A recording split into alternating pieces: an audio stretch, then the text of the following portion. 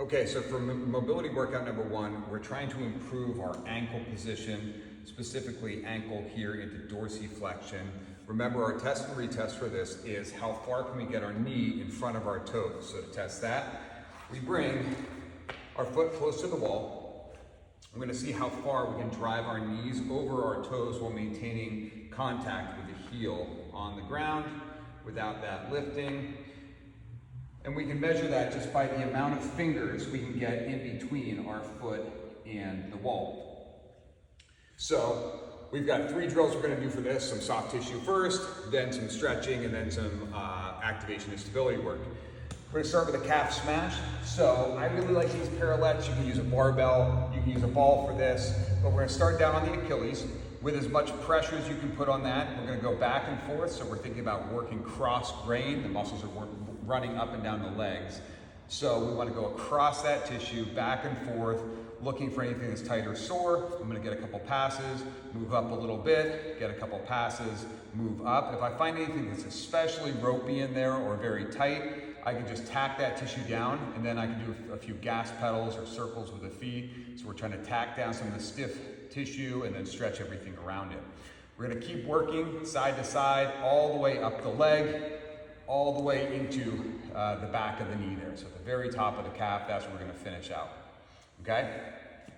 If you don't have access to a parallette, or you can put a barbell in a low rack or on some plates to do that, we can use the ball just as easily and working side to side all the way up the leg. So same thing, feels a little bit different. You might like one more than the other. Now remember, we're gonna test and retest after every drill. So you'll do some soft tissue work on one or both sides, and then go right back to that test and see if you've improved that position a little bit.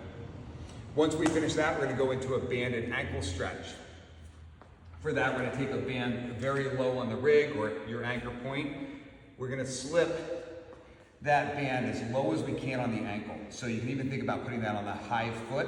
Now this might be, if you're pretty tight in the ankles, you won't need elevation. I've got lots of ankle range of motion, so really to make change, I need to elevate my foot a bit. So adding tension to the band, I'm gonna step up, lock that foot down, and then drive my knee as far as I can. So we're just working into that position we're trying to improve. We can go side to side, working some lateral aspects of that ankle range of motion, and hanging out there. I'm not going to give you a prescribed time for the stretch and for the soft tissue work. You can go as long as you want. I would say as a minimum, as you're starting out here, 2 minutes per leg. You'll notice that 2 minutes actually starts to go pretty quickly if you're really digging in there for the soft tissue work. For the stretch, let's hold for at least 1.5 minutes, pushing as far as 3, okay? So hanging out there, and then we go right back to that test and see if we've improved. The last thing we're going to do is some active range of motion. So for this, we're going to do some slow eccentrics or negatives. So this works great for that, but any kind of curb or step or box will work. What we're going to do is come up into a calf raise here with both legs.